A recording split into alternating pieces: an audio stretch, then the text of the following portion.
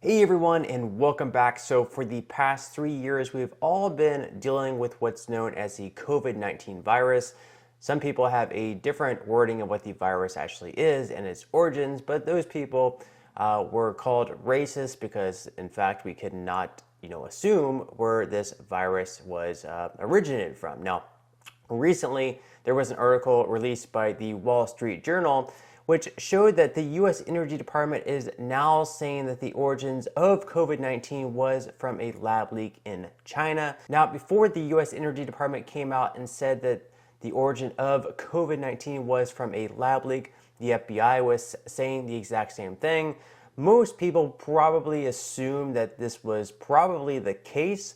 However, for the past 3 years or so, if you were to go on Facebook, if you were to go on Twitter, if you were to go on YouTube or any social media outlet and you were to make the assumption that COVID-19 originated from China or a lab leak in China, then you were most likely either given a warning or perhaps if you reoffended with those claims, even though it is freedom of speech, you were likely banned because it's the spreading of misinformation, or you were in fact racist by linking this to China.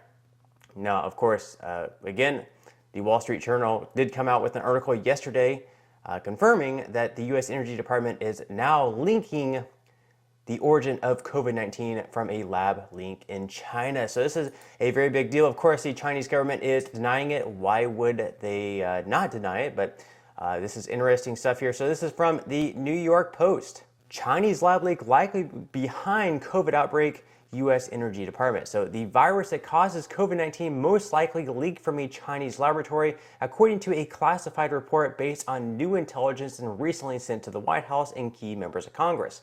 The stunning assertion by the U.S. Energy Department comes more than a year after the FBI concluded a lab accident in China was the origin of the disease, which has killed more than 6.8 million people around the world, including 1.1 million people in the United States.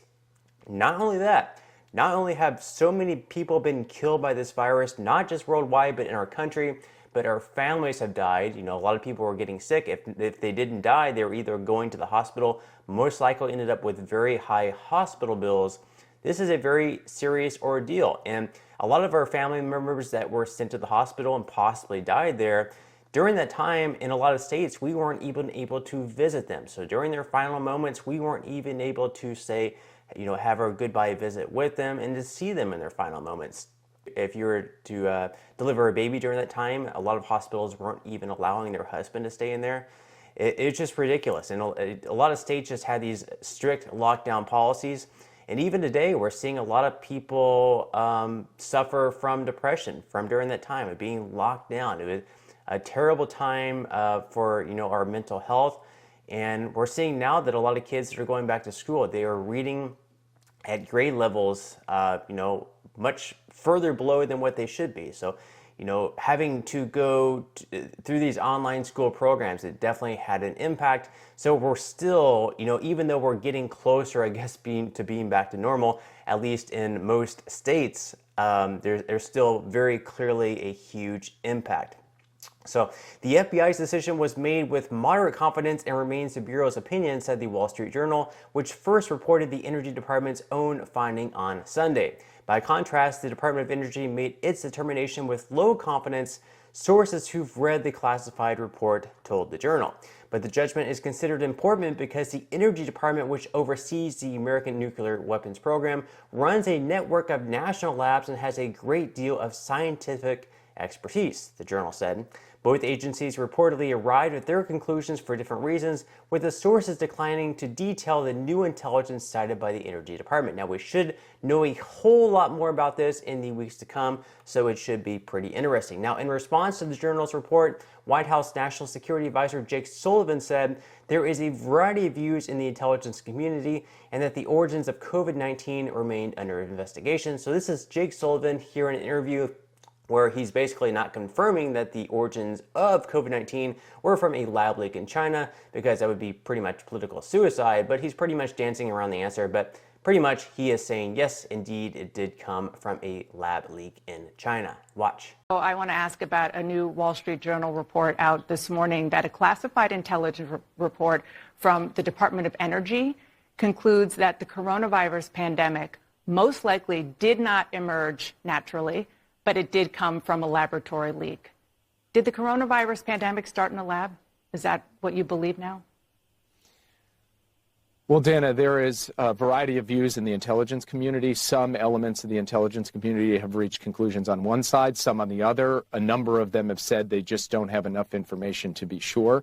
Here's what I can tell you. President Biden has directed repeatedly every element of our intelligence community to put effort and resources behind getting to the bottom of this question. And one of the things in that Wall Street Journal report, which I can't confirm or deny, but I will say the reference to the Department of Energy, President Biden specifically requested that the national labs, which are part of the Department of Energy, be brought into this assessment because he wants to put every tool at use to be able to figure out what happened here. And if we gain any further insider information, we will share it with Congress and we will share it with the American people. But right now, there is not a definitive answer that has emerged from the intelligence community on this question. Also yesterday on Sunday, U.S. Senator Dan Sullivan told NBC's Meet the Press that Congress needs to hold public hearings on this and really dig into it. A lot of evidence that COVID came from the Chinese, and when other countries even raise it, like Australia, the Chinese use their coercive economic activities to shut people up, he said. So watch this interview by Dan Sullivan. It's pretty interesting as well. There's a report today that another intelligence arm of the U.S. government, this is inside our Energy Department, has joined the FBI in concluding that COVID began with a lab leak in China.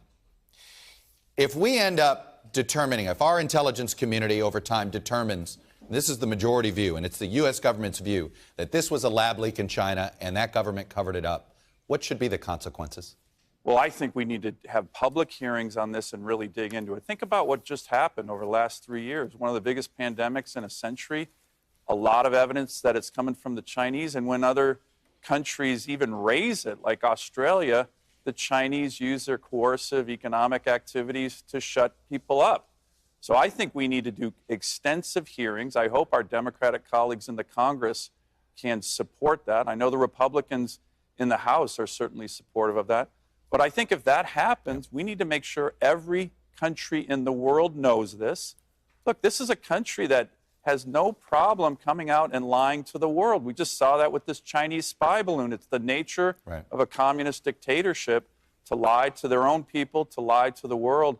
But I think that we need to make sure every country knows that and then look at what the consequences could be. Obviously, millions of deaths, huge economic impacts. And it would once again show that the Chinese Communist Party is not only a menace, but the nature of these regimes is to lie to the world, and we need to make that clear to people. So, of course, it's a very, very good thing that this thing is coming to light. He's saying that we need to be holding public hearings on this and condemn the Chinese government if this is in fact true, which, most likely probably really is true.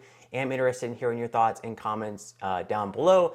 Now, the only question here is, one, what do we do to China if it comes out that this was true, that this did come from a lab leak in China and the Chinese government was trying, to cover it up? And, what do we do about Dr. Fauci if it's also found that he was part of the cover up as well? Now, recently, of course, not recently, this is back in 2021, Senator Marco Rubio did initiate a bill related to COVID-19 China sanctions. This never ended up actually passing. So that is one option. We could, of course, sanction China. It depends if other countries would follow suit as well. So this is from the Homeland Prep News. U.S. Senator Marco Rubio has introduced the COVID Act of 2021, authorizing sanctions against the Chinese Communist Party should it fail to allow a probe into the origins of COVID-19. The sanctions and restrictions would be applied 90 days after the enactment concerning a probe of suspected laboratories in Wuhan. The legislation would sanction leadership of the Chinese Academy of Sciences, including its more than 100 affiliated institutes and laboratories, 13 local branches, and 2 universities. Additionally, the bill would require a prohibition on gain-of-function virus research cooperation between any individual or institution based in the United States receiving federal funding and any People's Republic of China-based individual or institution. So that would be an interesting bill. Something definitely needs to be done, but I just don't know what other countries could do to China, or if they have the backbone to stand up to China with everything currently going on. Now, recently on Saturday Night Live, they did have a pretty funny skit with Woody Harrelson basically making a correlation between cartels and Big Pharma. So let's go ahead and have a listen. Okay, so the movie goes like this.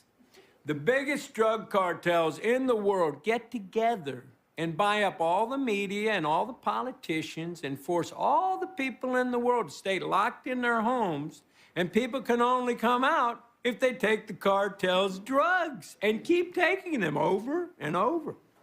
I threw the script away. I mean, who is going to believe that crazy idea? So that was a pretty funny skit, and it's interesting now to see even Saturday Night Live coming out and kind of putting 1 and 2 together.